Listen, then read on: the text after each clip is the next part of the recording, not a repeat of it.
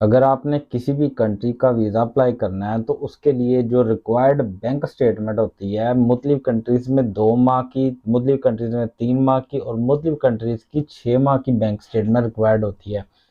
ये bank statement एक रीढ़ की हड्डी का किरदार अदा करती है वीज़ा के प्रोसेस में। ये बहुत इंपॉर्टेंट होती है। ये बैंक स्टेटमेंट शो करती है कि क्या फाइनेंशियली आप इस काबिल हो कि आप हमारे कंट्री में जाके तो आप सरवाइव कर सको, आप हमारे कंट्रीज के जो अखराजात हैं वो बर्दाश्त कर सको, आप वहाँ पे जाके भीख ना मांगो, वहाँ पे जाके डिफॉल्टर ना हो जाओ, इस तरह की चीज़ें हैं। तो जी, बैंक स्टेटमेंट के लिए 3-4 चीज़ें इंपॉर्टेंट हैं। अगर तो आपने छोटे कंट्री जाना है, मिसाल के तौर पे छोटे कंट्रीज़ में Cambodia, Thailand, Malaysia, Singapore, even के सिंगापुर हालांकि एशिया का किंग है, इसके अंदर भी छोटी बैंक स्टेटमेंट चल जाती है। और इस ये छोटी स्टेटमेंट लव आल्सो, ये जो छोटे छोटे कंट्रीज़ हैं, इसके अलावा वियतनाम भी, और ये जो छोटे कंट्रीज़ हैं इनके लिए बैंक स्टेटमेंट छोटी सी भी चल जाती है। उसमें करना ये होता है कि आपकी बैंक बैंक स्टेटमेंट डिपेंड करता है कि आपने कितने दिन वहाँ पे रहना है। मिसाल के तौर पे आप रह रहे हो वहाँ पे, आपका प्लान है जी 10 दिन का, तो आपके पास, अगर पाकिस्तान में मैं बताऊंगा कि पाकिस्तानी कितने पैसे आप इंडिया वाले अपने अपने पैसों में कन्वर्ट कर लीजिएगा, और इसके अलावा बांग्लादेश वाले अपनी करेंसी में कन्वर्ट कर लीजिएगा। तो मैं बता रहा हूँ जी पाकिस्तान के मतलब, पाकिस्तानी अगर आपने जाना 10 दिन का प्लान है, अगर आपने जाना है थाईलैंड, तो आपके अकाउंट के अंदर कम से कम 5 लाख रुपया पड़ा होना चाहिए। अगर आप इसी तरह अगर आपने मलेशिया जाना है तो आपने बैंक स्टेटमेंट तैयार करनी है तो 6 लाख रुपया पड़ा होना चाहिए। सिंगापुर के लिए भी इतना ही है जी, थाईलैंड के लिए भी इतना ही है। ये छोटे छोटे कंट्रीज हैं। अगर आपने कम्बोडिया भी जाना है तो इस तरह ही है। अगर आपने शंजन कंट्री जाना है, आपने किसी फ्रांस, स्पेन, पुर्तगाल, किसी भी शंजन कंट्रीज में जाना है, तो आपको बैंक स्टेटमेंट फिर 5-6 लाख की ज़रूरत नहीं है। 10 दिन के लिए आपने चेंज करना है फिर अपना प्लान। बैंक स्टेटमेंट में सबसे पहले आपने चेक करना है कि आपने जाना किस कंट्री है। आपने उस कंट्री की कॉस्ट ऑफ लिविंग चेक कर लेनी है। कॉस्ट ऑफ लिविंग कैसे चेक करते हैं, ये एक वेबसाइट है, इसका मैं लिंक डिस्क्रिप्शन में दे देता हूँ। इस वेबसाइट के ऊपर ऑलरेडी मैं वीडियो भी बना चुका हूँ, कि थोड़ी देर पहले वीडियो आई है कल ही, तो उसको आप देख सकते हैं कि इस वेबसाइट को किस तरह यूज़ करना है। आप इस वेबसाइट से अपने मुतलका कंट्री जिसमें आप जाना चाह रहे हो वो चेक कर सकते हो कि उस कंट्रीज के कॉस्ट ऑफ लिविंग क्या है, यानी कि रेस्टोरेंट की क्या प्राइस है, फूड, और उसके अलावा ये कहते हैं कि रेंट क्या है, होटल्स क्या हैं, खाना खाते हो कितने पैसे हैं, अगर आपने कोई सिम कार्ड वगैरह, ट्रांसपोर्टेशन, टैक्सी, लोकल ट्रांसपोर्टेशन, ये चीज़ें अगर आपको चाहिए तो इनकी क्या प्राइस है। तो आपने क्या करना है, इस वेबसाइट से जाके चेक कर लेना। अगर आप 10 दिन के अंदर आप देखते हो कि पर डे का आपका खर्चा आ रहा है मिसाल के तौर पे 100 डॉलर, तो आपने जो बनाना है, ये 100 डॉलर आता नहीं है, ये 100 डॉलर बहुत ज़्यादा है, वैसे मैं एक मिसाल के तौर पे कह रहा हूँ। अगर आपका 100 डॉलर खर्चा आता है तो आपने पर डे का हिसाब लगाना है 300 डॉलर। 300 डॉलर के हिसाब से आपके अकाउंट में पैसे होने चाहिए। ये टोटल बैंक स्टेटमेंट में पैसे होने चाहिए वीज़ा अप्लाई करने के लिए। और जब वीज़ा अप्लाई कीजिएगा, मत ही वीज़ा अप्लाई कीजिएगा जी मैं 15 दिन वहाँ पे स्टे कर रहा हूँ, मैं 20 दिन स्टे कर रहा हूँ, बिल्कुल ऐसा मत कीजिएगा। इसमें ये है कि आपके लिए कॉम्प्लिकेशंस बढ़ जाएंगी, मसाइल बढ़ जाएंगे। उसमें ये अगले बंदे को, जो बंदा देखने वाला, वीज़ा देने वाला होता है ना, वो यही देखता है ये बंदा 20 दिन रह रहा है, इसके पास इतने पैसे हैं कि नहीं, इस बंदे की सैलरी कितनी है। ये ना हो कि इस बंदे की सैलरी 50,000 रुपया हो, वहाँ पे हम इस बंदे का लगवा दें जी 20 लाख रुपया लगवा दें, हम इस बंदे का 10 लाख रुपया लगवा दें, तो इसके बाद तो क्या, इसके बाद भी ये सर्वाइव कर सकेगा कि नहीं। वो एक फाइनेंशियल टीम होती है, समझ ले, उसके दिमाग के अंदर वो उसने ये भी मैनेज करना होता है कि इस बंदे को अगर हमने वीज़ा दे दिया तो वहां पे जाके ये कहता है मैंने इतने दिन रहना है, तो इतने दिन का ये खर्चा करके जब वापस आएगा तो इसके ये सर्वाइव करने जो खाने पीने वाली की इसकी कंडीशन रहेगी कि नहीं, ये चीज़ें होती हैं। और इसके अलावा बैंक स्टेटमेंट में इसके मतलब काफ़ी चीज़ें हैं मैं बताना चाह रहा हूँ आज। तो एक और चीज़ है, मिसाल के तौर पे आपकी सैलरी है 50,000 रुपया, आप उससे उसमें करना क्या है कि आपने उसमें से 10 से 15 हज़ार रुपया हर मंथ निकालना है। 50,000 आपकी सैलरी आ रही है और वो 50,000 सैलरी जो आ रही है वो कंपनी के अकाउंट से आनी चाहिए, कोई बंदा डायरेक्ट ना डाले, नंबर 1। नंबर 2, ये वो जो 50,000 आया है उसमें से 10 से 15,000 और अप और डाउन ये पैसे निकलने चाहिए हर मंथ। ये आप इस्तेमाल कर रहे हो अपने लिए पर्सनल, इसके अंदर आपने ऑनलाइन चीज़ें खरीदनी है, एटीएम से पे करना है।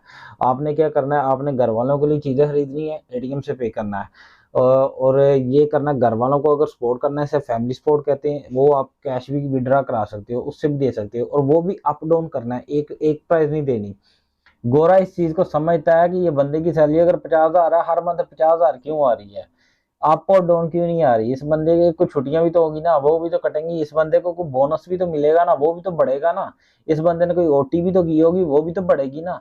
इस वजह से इसकी 50,000 क्यों आ रही है, अप और डाउन क्यों नहीं आ रही, ये चीजें इंपॉर्टेंट है, ये समझिएगा। ऐसे मत कीजिएगा कि सिर्फ 50,000 डाल रहे हो। और एक और चीज है, अगर आपने शंजन वगैरह कंट्रीज वगैरह के लिए अप्लाई करना है, अगर तो वो छोटे कंट्रीज हो गए, ये मैं बता रहा हूँ, थाईलैंड, फ्रांस नहीं, थाईलैंड, ये मलेशिया, ये सिंगापुर, ये कंबोडिया, लाओस, इस तरह के छोटे छोटे कंट्रीज के लिए बैंक स्टेटमेंट में ज्यादा कॉम्प्लिकेशन जरूरत ही नहीं होती है, ये बड़ा आसान होता है। इस तरह की छोटी कंट्रीज की बैंक स्टेटमेंट बड़ी आसान होती बनानी, यानी कि इसके अंदर जरूरत नहीं होती कि जनाब आप ये जो मैं क्राइटेरिया कह रहा हूँ उसको क्रिएट करो। आप नॉर्मल स्टेटमेंट भी बना के तो छोटे कंट्रीज से अप्लाई कर सकते हो, मगर जब बड़े कंट्रीज की बात आती है, शेंजन कंट्रीज की बात कर रहा हूँ, यूएस की बात कर रहा हूँ, अब मैं बड़े कंट्रीज की बात करने लगा हूँ।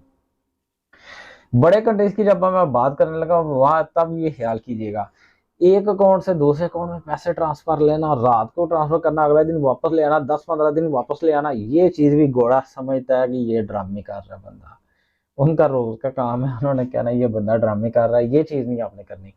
उसमें ये है कि आपने एक अकाउंट से दूसरे अकाउंट में पैसे ट्रांसफर किए हैं एक लिमिट तक, 50,000 सैलरी है अगर आप, या 1 लाख रुपया सैलरी है तो आपने 20,000 ट्रांसफर करने हैं। 1 लाख रुपया अगर सैलरी है तो वो 20,000 पे, उसमें से कोई और दूसरा तीसरा अकाउंट आपको ट्रांसफर कर दे 10,000 पे, वो भी उसके अंदर बताया जाएगा कि ये किस चीज के पैसे गए हैं, ये किस चीज के पैसे आए हैं। और इस तरह बेहतर है कि आप इस तरह के मामला ना करो, आपके लिए भी बेनिफिट है। ये चीज होगी। और एक और चीज है, मैंने कुछ चीजें लिख के रखी है, मैंने बताना चाह रहा था कि अगर आपको पता चल जाए, तो अगर आपके पैसे, मिसाल के तौर पे आपकी सैलरी है 50,000 रुपया, मैं 50,000 इसलिए बार बार कह रहा हूँ, आपकी ऐसा नहीं हो जाए, 50,000 रुपया आपकी सैलरी, एकदम से 40,000 नहीं निकालने हैं, एकदम से 30,000 नहीं निकालने हैं, ये भी ख्याल रखिएगा। ये स्टेटमेंट पे गलत इम्पैक्ट करती है, गलत, ये बंदा ठुल्ला नजर आता, ये बंदा ठुल्ला नहीं, ये बंदा फुकरा नजर आता है। इस तरह मतलब कि इस बंदे के पास पैसे ही नहीं है, ये बंदा गरीब है, ये बड़ी मुश्किल सर्वाइव कर रहा है, इस तरह भी नहीं आपने करना।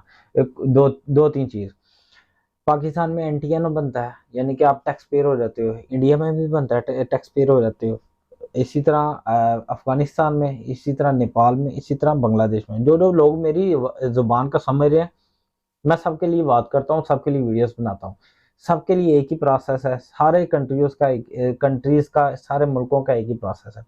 आपके कंट्रीज में आप टैक्स पेयर हो जाओ, एक छोटी सी कंपनी खोल लो, कंपनी के जरिए, उस कंपनी के जरिए छोटा छोटा छोटा छोटा बिजनेस करो, उस बिजनेस से लेन देन करो, जो लेन देन होगा उसका आपने साल भर टैक्स पे करना है। जब टैक्स पे करना है तो आपकी कंपनी एक रजिस्टर्ड कंपनी है, आपको टैक्स पेयर हो, इस तरह के बंदे को ज्यादा इज्जत की निगाह से देखते हैं कि बंदा यहाँ पे बिजनेस कर रहा है, हम इस बंदे को वीजा दे देते हैं। गोरा आपको वीजा नहीं देता, वो इस वजह से गोरा आपको शक की नजर देख रहा होता है, आप पाकिस्तान से, इंडिया से, बांग्लादेश से, नेपाल से हो, वो देखता है कि इस बंदे ने वापस नहीं आना। आपने यही शो करना है कि भाई जी मेरा इधर बिजनेस है, मैं तो इधर अच्छी सैलरी ले रहा हूँ, मेरी तो इधर, मेरे तो देखिए इतना कुछ है इधर, मेरा तो बिजनेस है, मेरी जायदादें हैं, ये वो। अगर तो आप कहेंगे ना ये मेरे साथ, हम देखें जी स्टाम है मेरे पास, प्रॉपर्टी शॉपर्टी, ऐसा कुछ भी नहीं, गोरे को इससे कोई ताल्लुक नहीं है। वो जो बैंक है ना आपके अंदर, वो जो बैंक स्टेटमेंट है ना आपकी, जो आपके पास है, वो ही डिजर्व करता है कि आपको वीजा देना चाहिए कि नहीं, ये इंपॉर्टेंट है। और ऐसे भी नहीं करना है कि बस हर वक्त लगे रहे हैं कि ये आ रहा है जा रहा है, ये आ रहा है जा रहा है, आ रहा है जा रहा है, सिर्फ 5-5 रुपए की ट्रांजेक्शन हो रही है, ये वो ये भी चीजें जो थोड़ी ना मिक्स सी हो जाती हैं। और एक और चीज है, आपने प्रोफेशनल काम करना है, स्टेटमेंट के मुतालिक आपने प्रोफेशनल स्टेप्स लेने हैं। इस तरह नहीं करना है कि आज सिस्टर को सेंड कर रहे हैं, कल दूसरा भैया आपको वापस कर रहा है, तो ये इस तरह के काम भी नहीं करने हैं। ठीक हो गया। हाँ जी। आप एटीएम से वगैरह में जाओ, एटीएम से पैसे भी निकलवाने हैं। मिसाल के तौर पे आप, मैंने 50,000 फिर सैलरी की बात करता हूँ, आपकी 50,000 मिसाल के तौर पे सैलरी है। आपने हर मंथ क्या करना है, मैंने कहा था 10 से 15,000 निकालना है। तो आपने क्या करना है, आपने को 5,000 4,000 एटीएम से भी पैसे निकालने हैं, यानी कि कुछ पैसे कैश भी निकालने हैं। और बाकी पैसों की एटीएम वाली जगह उस दुकानें, उन दुकानें जहां से एटीएम पे शॉपिंग हो सकती है, पेट्रोल पंप्स हो सकते हैं, केएफसी हो सकती है, मैकडोनल्ड्स हो सकती है, इस तरह के पॉइंट्स जहाँ पे, या फिर सुपर स्टोर्स हो सकते हैं। पाकिस्तान में, इंडिया में, सब में पाए जाते हैं, हर मुल्क में जहाँ पे एटीएम चलता है वहां पे जाके आप एटीएम से शॉपिंग करो मंथली, वो भी आपने पे करना है। तो वो भी एक लिमिट है, यानी कि 10 से 15,000 के अंदर अंदर ही आपने ये मामला करना है हर मंथ। और ये भी कर सकते हो आप कि हर मंथ जिस तरह प्राइस बढ़ रही है इसी तरह इस दफा 15,000, अगली दफा 15,500, फिर 16,000, इस तरह भी कर सकते हो आप। ये भी अच्छी बात है, जरूरी नहीं 10 से 15, वो भी गोरा ट्रेस कर लेता कि ये ड्रामा हो रहा है मेरे साथ। एक और चीज है, ठीक है, स्टेटमेंट अगर आपने निकाल ली है ना, स्टेटमेंट बना लिया है, निकाल ली है, उसके फौरन बाद अपना अकाउंट खाली मत कीजिएगा। एक और गलती पाकिस्तानी या दूसरे तीसरे छोटे मोटे सारे मुल्कों इंडियन भी करते हैं, बांग्लादेश के भी करते हैं, यार मुझे तुमने पैसे दिए थे थोड़े थोड़े करके 6,000 दिया था, अच्छा मैं स्टेटमेंट निकाल लूँ, मैं तेरे को पैसे उसी को वापस कर दूंगा। ऐसा मत कीजिएगा, जब तक आपका वीजा नहीं लग जाता तब तक पैसे मत निकालिएगा। ये भी चीज है। ओके, स्टेटमेंट बनाने के बाद यानी कि अकाउंट खाली नहीं करना। और एक और चीज है, स्टेटमेंट आखिरी महीनों में नहीं बनानी। मिसाल के तौर पे उन्होंने 3 मंथ की स्टेटमेंट मांगी है, तो आपने क्या कर रहे हैं जी, 3 मंथ के आखिरी महीने, जो 3 मंथ है या आखिरी 2 मंथ है या आखिरी 1 मंथ है, इसके अंदर आपने स्टेटमेंट पैसे डाल रहे हैं, पैसे डाल रहे हैं, यानी कि जो भी पैसा आया है इन 3 में 2 में या 1 महीने में आया हुआ है। इससे पहले आप यानी कि 50,000 था या 1 लाख 2-3 लाख रुपए आपके अकाउंट में सिर्फ था। तो इस तरह की ट्रेस में इस तरह की भी स्टेटमेंट ट्रेस हो जाती है कि बंदा फुकरा है, इस बंदे के पास पैसे नहीं है, इस बंदे ने किसी से पैसे लेकर डाले हुए हैं, क्योंकि ये वीजा लेने के लिए ये स्टेटमेंट बना रहा है। तो इसने तो ये जो प्रोसेस है इसका सारा, ये तो अभी स्टार्ट हो रहा है, यानी कि ये वीजे के चक्कर में ये स्टेटमेंट बनाई हुई, ये भी बंदा वो गोरा है, इससे भी आपको ट्रेस कर लेता है। ये भी चीज से आपने बच के रहना है, मतलब हमने वो सारे काम नहीं करने हैं जिससे गोरा हमें ट्रेस कर सके। तो इसके आगे चलते हैं जी। यहाँ पे एक और बात बताना चाह रहा हूँ कि अगर आपके पास सेविंग अकाउंट है या करंट अकाउंट है, दोनों की स्टेटमेंट एक जैसा ही म्यार है, दोनों की स्टेटमेंट का एक जैसा ही लेवल है, किसी की भी आप स्टेटमेंट बना सकते हो। तो जी आखिरी वाली बात है, वो ये है कि ये बड़ा आसान प्रोसेस है, आप कर सकते हो। मैं आपको बताता हूँ कि अगर आपने वीज़ा अप्लाई करना है, बहुत सारे वीज़े इसी वजह से रिजेक्ट हो जाते हैं। यूरोप के वीज़े अगर आप अप्लाई करते हो, या फ्रांस, अमेरिका, कनाडा, ये दूसरे तीसरे वीज़े इसी वजह से रिजेक्ट हो जाते हैं कि आपकी स्टेटमेंट अच्छी नहीं है, आप उनको प्रूव नहीं कर पाते कि मैं एक प्रॉपर एक लीगल तरीके से आ रहा हूँ, मैं एक प्रॉपर लीगल, मेरे पास ये पैसे हैं, ये मेरे पास, मैं इन इन वेज से कमा रहा हूँ, मैं एक फाइनेंशियल स्ट्रॉन्ग आदमी हूँ। ये चीज़ें आप प्रूव नहीं कर पाते, और ये है कि मुश्किल नहीं है। और एक और मैं चीज़ बताऊं, बहुत सारे लोग कहते हैं कि जी आपने मिसाल के तौर पे यूरोप का वीज़ा लेना है, आपने अमेरिका का वीज़ा लेना है, उसके लिए आप ट्रैवल हिस्ट्री आपके पास अच्छी होनी चाहिए, इन 10-15 कंट्रीज में जाओ, 5 कंट्रीज में जाओ, 3 कंट्रीज में जाओ। गोरे को ये सारी चीज़ें पता है, आप क्यों जा रहे हो, गोरे को पता है ये छोटे छोटे कंट्रीज क्यों जा रहा है। ये चीज़ें गोरे को पता होती हैं, ये चीज़ें इंपॉर्टेंट नहीं है।